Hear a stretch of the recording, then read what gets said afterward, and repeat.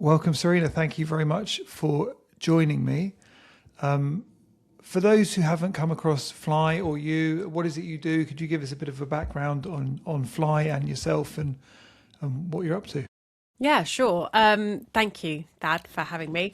My name's Serena. I'm known as the Aliveness Coach. I run a network called Fly the Coaches Network. My background is actually sort of 20 years in corporate, and over the past sort of 5, 6 years, having a complete change in career. Studying, which I hadn't done since I was at uni, studying and really building up a lot of experience within sort of the mental health industry as a mindset coach, helping people kind of get out of their own way, that don't really know what's quite wrong with them, but they feel stuck, they don't feel great about themselves, and they know that they're not living into their potential. So I've worked with those types of individuals for about 5 years, and I always talk about how it's never about being happy full time. It's about remembering who you are and building that sense of feeling back alive again. That sense that we feel like we might have lost. And about a year, just over a year ago, I moved and changed the structure of my business to focus on a much wider concept with the same mission, so that I could help coaches better serve their clients within a community, so that they in turn can help people get out of their own way. Yeah, no, it's wonderful. I think, as you said, it's difficult when you're starting a new business as a coach, and sort of any new business is difficult. It's very lonely. I guess you probably deal with a lot of kind of founders in your experience. I mean, what is it about being a founder that's so difficult, that you've come across? Oh, I mean, there are several things, but I think that the biggest thing is that sort of mental isolation. You start a business with the idea that you're going to succeed in that business. Why would you start the business if you're not succeeding? And, 9 times out of 10, you quickly find that it's not as straightforward as you thought it was going to be. A lot of the time, you're making stuff up. You might be very skilled at what you do, but in terms of navigating sort of the business path, it can be quite daunting. And with that comes sort of this slowly creeping silence of, okay, well, I'm going to tell people what I do, but I'm not going to tell them the bad stuff. I'm going to tell them all the stuff that I do that's nice and shiny, and that can include the closest people to you. And worries can build up, like, where's the company going? Am I bringing in enough income? Is the income consistent? Where am I positioning myself within the framework of my industry? And all of those questions build up over time. And as much as your partner may be supportive of you, there is a definite silence that doesn't often get spoken about unless you are probably with the right sorts of peers who are building in the same way. Yes, as you say, it's kind of you're doing it all on your own, and you don't often. It's almost a thing of like as you say, from your partner, you want support, but you also want a break from it. So it's a difficult thing, but it is very lonely. I think that's the entrepreneurial curse, isn't it? And so, what's great about what you're providing is this community. I mean, for most business owners who are trying to figure it out on their own, what have you seen as sort of patterns that they fall into? I think the initial pattern is sort of the self-belief, and that sort of permeates in a lot of procrastination. There's a sense that people are doing it better, that they know better. you know, depending on what type of background that you have, it almost doesn't matter whether you have been a stay-at-home mum for 10 years or whether you have had a successful corporate career. Now, none of that matters because it's you on your own. You're not connected to anybody. You might not have a massive following, and you are just creating something out of nothing. So it is a really, it's really interesting what the discovery, the journey that we go on from ourselves, and often it starts with this sense of limiting beliefs and self-doubt. Yeah, we all inherit a lot of those, and often where they come from, when that is interrogated, you can't quite believe I've allowed that throwaway comment or something that someone said 5 years ago to really affect me. Totally. And it is, yes, if you're starting this business, I guess what's interesting, you're saying, like, there's a big emphasis on being true to who you are, or kind of you're doing a career change where it's kind of, I've done that because that's what I thought I should be doing, and it isn't working. And I know I can't continue to do this, and I want to become more true to myself. That is very difficult. That honesty you need with yourself is very hard to actually find that. But I suspect the great thing about Fly is you provide that community atmosphere. So, you're with other people trying to do the same, who are kind of working in an industry where they can help their clients do it. So they can probably help you as well, both from a business, but also kind of more purpose fulfillment sort of thing, like bring that out on you. Yeah. And the catalyst actually for starting Fly, because it wasn't an obvious choice to go down for someone who was working on their own and actually really enjoying my time with my clients. Building the business was another thing, but I actually in 2023 I started a small property business, and I ended up in some property networks, and I just saw how supportive they were. And I thought, I haven't come across this in the coaching industry. Now, property has, been around for a very, very long time. And whether you are a plumber, electrician, you run serviced accommodation, you are a builder, an investor, there's always someone that can help you in some way. And I think putting your coaching hat on suddenly, for a lot of coaches, makes you feel like, oh, I don't want to be in a room where there's another mindset coach or there's another business coach, because it feels like competition. And I really want to use Fly as an example to dispel that, because people come to you for different reasons.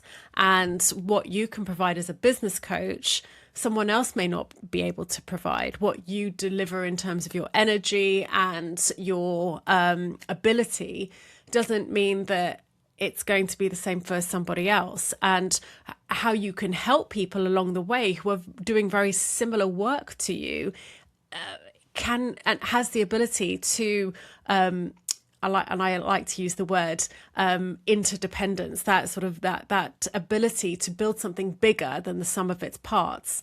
And I think there's a bit of a unspoken rule in coaching that you just gotta get on with it on your own. And I'm not a believer in that. I get energy around people, even though actually, believe it or not, I'm quite an introvert. I do like being in, it takes a lot of effort and energy to be in a networking space, but I do enjoy it, and I leave far better, most often far better, in a far better state than I do when I arrive. Yeah, and I think that's true, isn't it? That there is often that competitive thing. I guess because I guess the conventional setup that I've used to seeing more of is a coach, and their only community is effectively their customers. That's their part of their business. So they're running a community, but it has this business angle. Yet there isn't really anything for them that I'm aware of, apart from if you get sort of like personal, like one-to-one coaching. And then you said when you get two coaches in a room, not that they fight each other, but there is a sense of like the preconception you come with is like, oh, you guys, you must do the similar kind of thing. You're both coaches. Like say, it's all almost adversarial instead of we could really learn from each other. But this is, I remember, well, it's different kind of coaching, but with football coaching, there is definitely a sense of pride and ego and like who's the better one, which gets completely in the way because your advantage is coaching and you can help each other. And I think that's what's so nice about what you've created is this, it's a real support network where you're actually helping each other, at different levels of expertise, different industries, and it gets rid of all of that so that people can come in and be quite vulnerable and, get something which they're not getting outside. Like you said, that if you're lonely and you're afraid to ask questions, where do you go? There isn't really, I've not come across many options like this. No, you don't. And I've done the expensive masterminds, and I've done and I've been in certain types of coaching environments, and even though I've made over time made some good contacts and what I would call now good friends, that's taken me a while. It's come from different sources and different places. And I can't see why I can eliminate the pain for people to be in an environment where they feel safe, where they're not sold to, and they can share their struggles. It's really interesting. I use this from my own coaching journey, but I've seen it in other coaches. You decide that you want to help people, and often it's a big change from what you've done in the past, and it comes from such a good place, and you train and you know that you're good and you've seen the results that you get for your clients, and then you start a business, and suddenly you need to be not only the coach that you wanted to be, you need to be really good at getting a niche and marketing that niche and understanding who you are and your positioning in the coaching space. You need to be good at sales. You need to be an excellent public speaker. All of these different aspects that come into play. And that's when the imposter syndrome comes in, because you're like, wait, I thought I was really good at this and I thought I was going to do this 90% of the time. And then you realize there's a complete switch around. So to create a space where you actually can probably get a sense that there are people in the same boat as you, we can help each other, we can throw ideas out there and see what sticks, because trust me, you can be in the room with a bunch of people, all with the same demographic that your client that are part of the same can't get these words out, all with the same demographic of target audience, and you're all going to approach the way that you sell differently. Yeah. So it's really interesting, the psyche of people when they are in isolation, that they think that they can't share certain aspects of their concern, when actually you could really elevate what you do just by being in a room with people who really get it.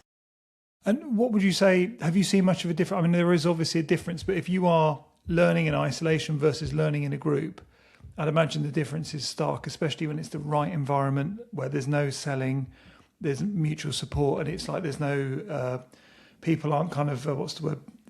They're not possessive. They're not kind of threatened. It's kind of, we can all share. So you must see a big difference in how people improve once they've joined your community. Yeah, they do. But it takes time and it takes commitment and it takes consistency. So you're not going to walk into a room, and, we know this from our networking. You're not going to walk into a room unless you're a plumber and someone actually needs a plumber in the room. It's very, very unlikely that you are going to make some form of connection that results in a partnership that actually creates traction for you.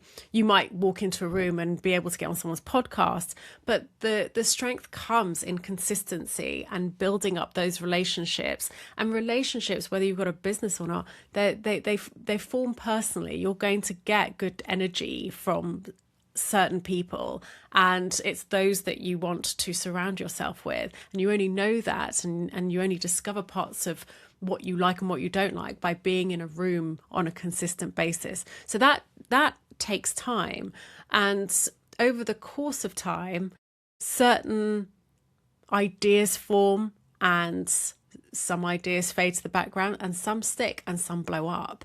And that's where it gets really exciting, is when you start to see this elevation, and it comes in the form of maybe some pivots and some new ideas. But it's really exciting when people get excited about something new and something that's been very popular. What are the most common challenges you see founders facing when they're trying to grow their business? Mindset. I think that limiting beliefs in various ways. I mean, when I first started, I was not visible. I didn't. My Facebook page was not even my name. And now, if you Google my name, there's pictures of me everywhere, because I just don't care about that in the way that I used to. Like, I just didn't want to be seen. I didn't want people to know much about me and all of these things. And I realized actually that I get to choose what I share, and I get to, be out there as much or as little as I want to be. It's that I think that takes time, that process. If you're not used to being visible, if you're not used to marketing in a certain way, which, let's face it, of a certain generation, we weren't brought up taking photos of ourselves and posting them for all to see.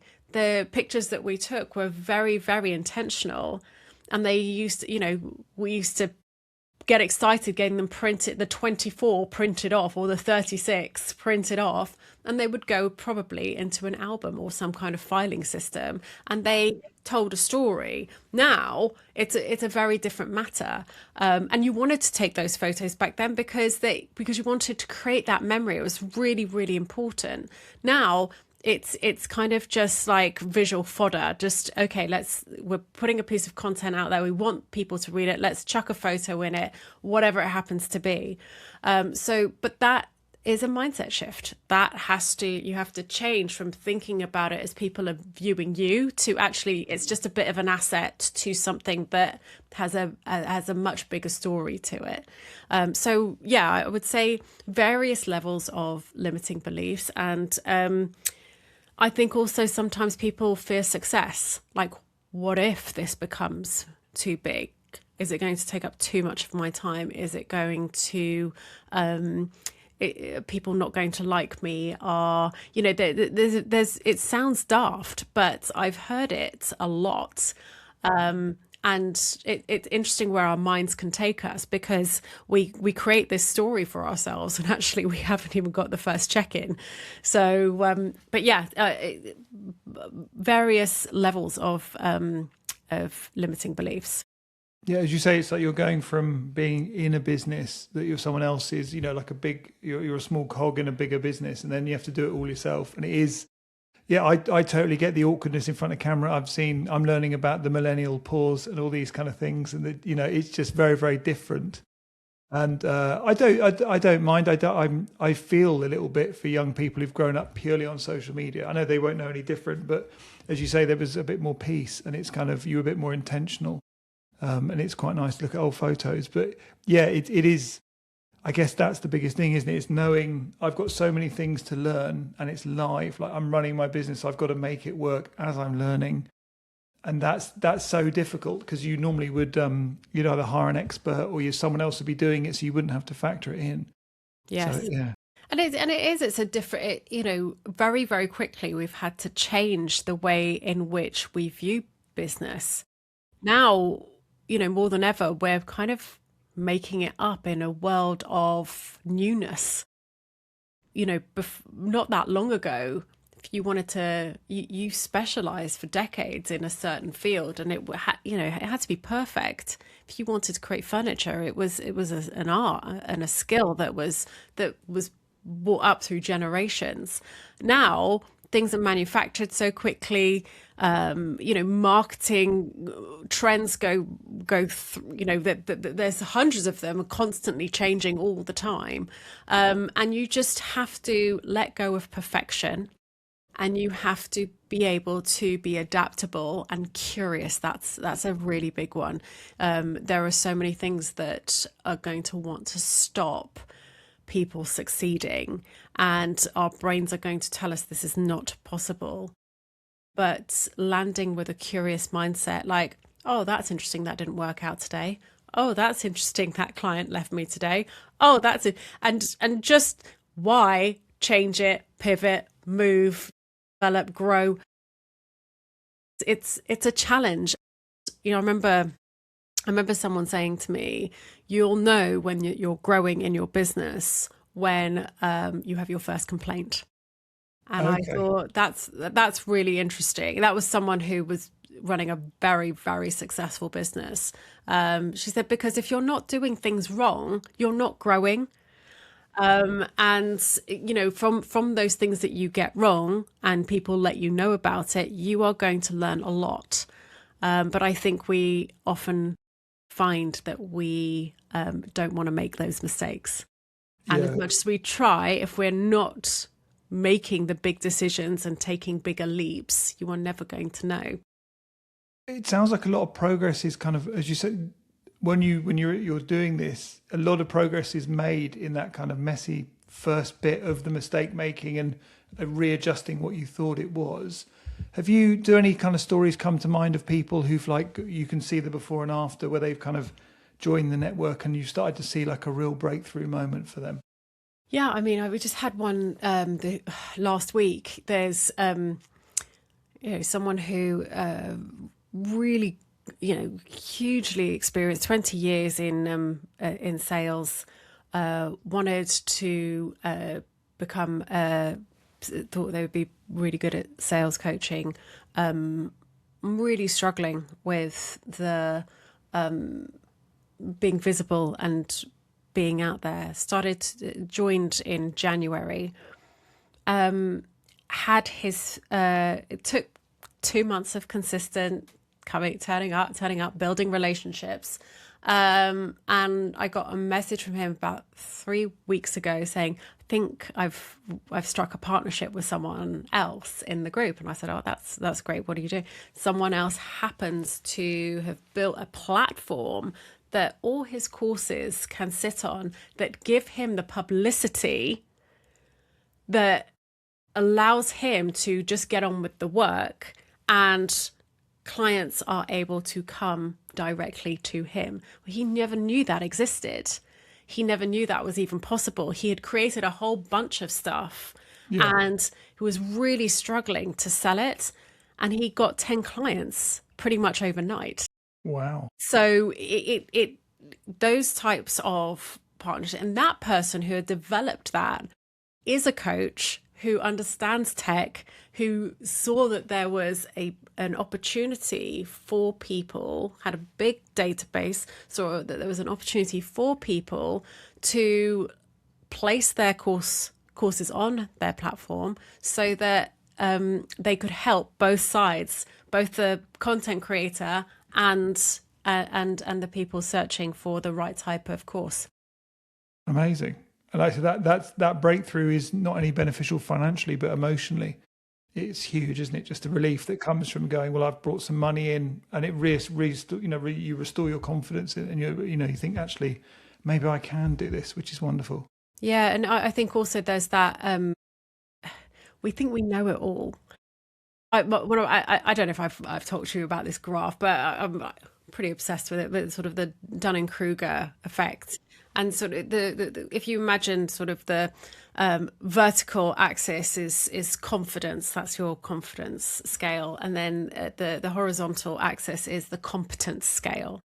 And if you imagine a line that goes from the bottom all the way to the top very, very sharply, and then comes down quite sharply from there, and then slowly glides up, the confidence part of that is that we feel like we're on top of Mount Stupidity. We've got a lot of confidence and very little competence about a lot of things. And that includes who we are when we start off in our business.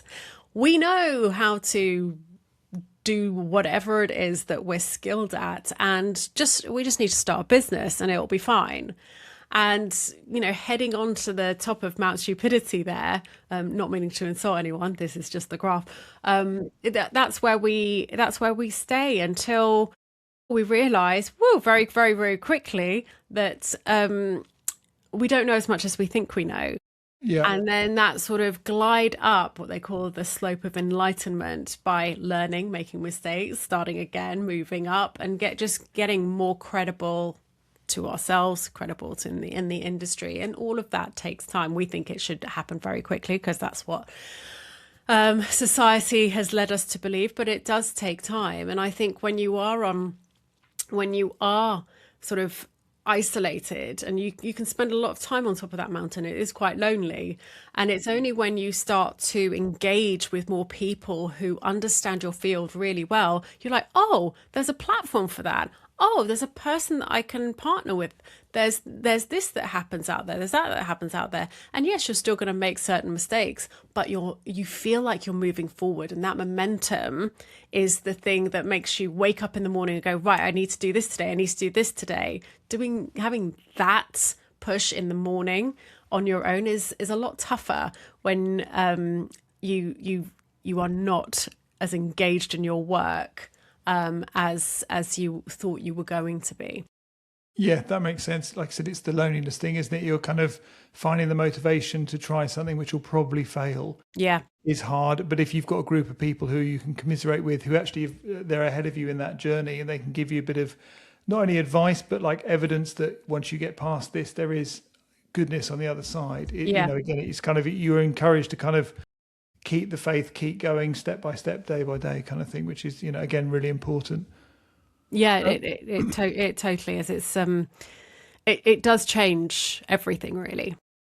If you are feeling stuck in your business, and obviously I know the answer is, you know, join your network, but generally, like, what would you say that they could do to try and get a bit of momentum back? Look, I mean, I could say join a network, join a community. Do you know, I'll even say this, join a community that has nothing to do with your business. If you are able to leave your work and then go and be social somewhere, or go and do a hobby with a bunch of people somewhere, that's going to elevate your mood and your energy just in itself. That you're doing everything on your own and surrounding yourself maybe with the same 3 or 4 people is not going to help you change.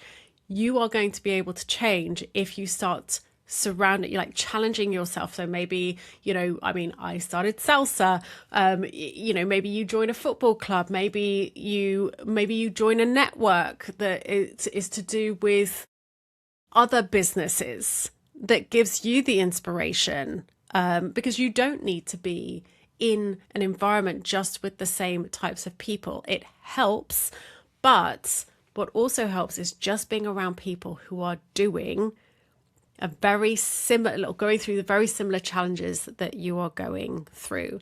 Working on your own on a day-to-day basis does very little to change your energy and your motivation and your creativity. You are going to get that from being around others. No, I think it's funny. I've heard other people from your community say that before. Even though you might be a coach in a different area, I think there's a wonderful mix of, you learn something completely new, because it's not, like you said, if you join another industry, you'll learn loads about stuff you didn't know, but then you'll also see the commonalities between networks, which is very human. I think like what you're describing is wonderful, because you get the kind of new perspective from other people who are teaching new things, but then you also see, oh, we're all going through the same things. They've all been through this, and they're ahead of me. So I know that actually those common problems we can all solve as a group is really nice, because you kind of, it's often, if you're too close, I'd get more from that, say, than I would a room of football coaches, because we're all kind of too close to the knowledge. Mm-hmm. If you know what I mean, you sometimes want someone who is better at, you know, public speaking than you. So I'd learn more from, say, a barrister than I would another coach, because you have similar sort of transferable skills. Yes. But also it feels very fresh when I hear it from them, because I'm like, oh wow, I can see you have the same problems I do, and you solve it in a slightly different way, which I can try, and being able to bring that back into what I do, you know, freshens everything up. Yeah, I think, and also it changes your perspective on who you are. Mm-hmm. I think the danger, and I see this a lot, is, oh, I know who I am. Well, as soon as you know exactly who you are, and there's a mindset there of not willing to change. Yes. And you may know the fundamentals of who you are, and that's a great thing. But that inability to want to change really does reflect in everything else that you do. It will stay the same. If you are around other people, knowing the core of who you are and being able to be open to learning and open to the fact that you might learn something or you might get better at something. We see it a lot when it comes to public speaking. I'm not a good public speaker. I'm not good at public speaking. Okay, well, you're just going to have to get up and talk your 1 minute. Okay, well, I'll read. And then you realize after about 6 months of reading your 1 minute presentation that maybe you could do it without reading it because you know it so well, and let's face it, you know your business really well. And so you don't read as much, and within a year you're finding that you might be quite funny, and you might be engaging a room, and you might be talking for 10 minutes or maybe half an hour or an hour. All of the things that you knew that you weren't good at. So you weren't a public speaker. That's the beauty of being around people, because they inspire you to push yourself a little bit further than you thought you were going to. No, I love that. And if people are listening now and they're interested in either working with you or joining Fly, where can they find you? Where should they go? Well, if they're interested in joining Fly, you can have a look at my website, which is wearefly.com. And if you are interested in chatting to me, my Instagram handle is Serena Dodd. So yes, just DM me. Thank you very much, Serena. That was really great. And I'm sure people will be in touch. Thank you, Thad. Cheers.